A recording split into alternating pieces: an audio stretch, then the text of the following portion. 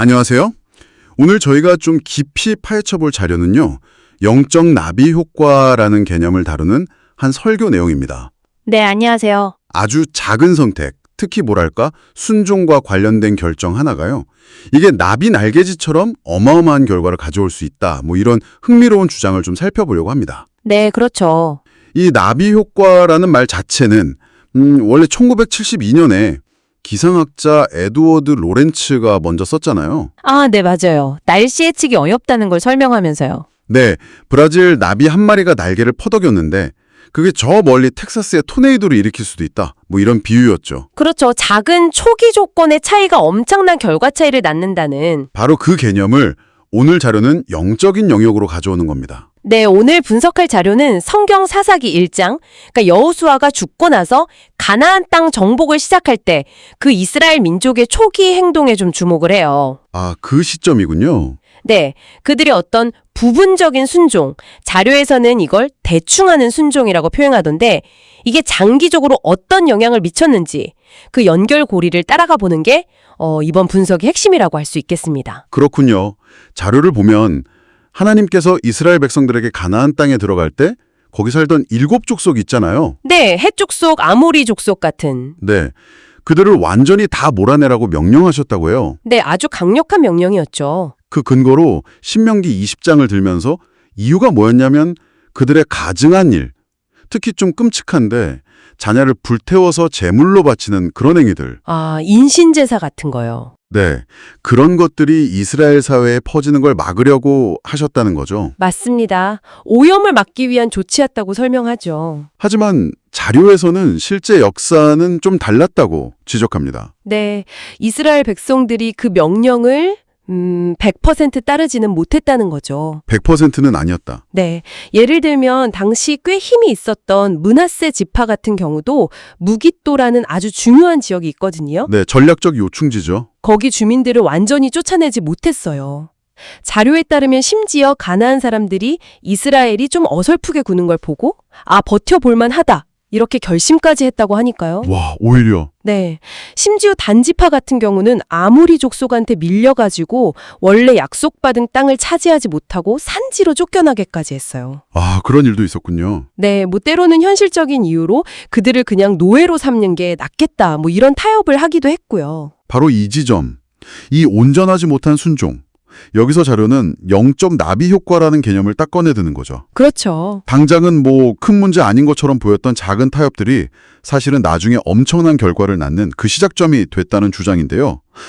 듣고 보니까 대충 순종이라는 말이 참 뼈아프게 들리네요. 네, 그렇죠. 우리 삶에도 사실 이 정도면 괜찮겠지 하는 순간들이 분명 있으니까요. 맞습니다. 자료가 제시하는 가장 좀 극적인 예시가 바로 아까 말씀드린 무깃도예요. 아, 무깃도. 므낫세가 완전히 정복하지 못했던 그 땅이 이후로 오랫동안 전쟁과 갈등의 중심지가 되거든요. 네. 그런데 자료는 여기서 아주 좀 대담한 해석을 합니다. 신약성경 요한계시록에 보면 인류 최후의 전쟁터로 아마겟돈이라는 곳이 나오잖아요. 네, 아마겟돈. 많이 들어갔죠. 그 이름이 바로 이 무깃도 언덕? 히브리어로 하르 무깃도의 헬라어 발음에서 유래했다는 점을 연결시키는 거예요. 와, 정말요? 무깃도가 아마겟돈이랑요? 네, 이 자료의 해석에 따르면 그렇다는 거죠. 즉, 아주 오래전에 한 지파가 순종을 좀 대충 한 거, 그 작은 나비의 날갯짓이 수천 년이 지나서 인류 종말의 상징적인 장소 이름과 연결된다는 그런 해석인 겁니다. 이야, 비슷한 맥락으로 사울 왕이 아말렉 왕 아각을 살려뒀던 그 작은 불순종이 훗날 아각의 후손인 하만이 나타나서 이스라엘 민족 전체를 몰살하려고 했던 그 사건으로 이어졌다는 해석도 같이 제시하고요. 와, 무깃도가 아마겟돈의 어원이 될 수 있다는 해석은 정말 생각도 못했네요. 작은 불순종의 결과가 역사의 종말과 관련된 상징이 되었다니 이게 상당히 무게감 있게 다가오는데요. 그렇죠. 그러면 이 자료가 궁극적으로 말하려는 핵심은 정말 작은 타협도 절대 용납해서는 안 된다. 이런 아주 강력한 경고인 걸까요? 네, 그런 경고의 메시지가 분명히 강하게 담겨 있습니다. 작은 불순종의 파장이 결코 작지 않다. 이걸 아주 강조하죠. 네. 하지만 동시에 자료는 또 중요한 균형점을 제시해요.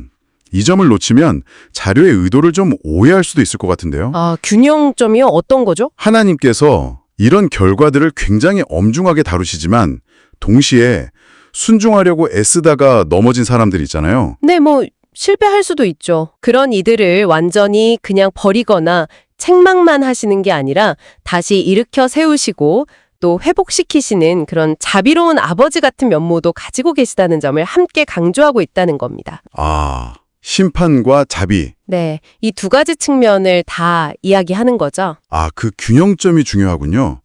단순히 경고나 심판에 대한 이야기만 하는 게 아니라 회복과 자비의 가능성도 함께 있다는 말씀이시네요. 맞습니다. 그럼 이 모든 내용이 오늘을 살아가는 당신에게는 어떤 의미로 다가올까요? 당신의 일상 속에서 내리는 그 작은 결정 하나하나가 예상치 못한 영적 결과를 낳을 수 있다는 생각. 혹시 너무 결정론적으로 들리거나 좀 부담스럽게 느껴지지는 않으시는지 모르겠어요. 네, 충분히 그렇게 생각하실 수도 있을 것 같습니다. 부담스러울 수 있죠. 네. 그래서 마지막으로 이런 질문을 한번 던져보면서 마무리하고 싶습니다. 이 자료의 논리를 따라가 본다면 오늘 당신이 내리는 아주 사소해 보이는 결정 하나, 혹은 어쩌면 정말 작은 순종 하나가 먼 미래에 어떤 예상치 못한 긍정적인 나비 효과를 일으킬 수 있지 않을까요? 아, 긍정적인 효과요? 네.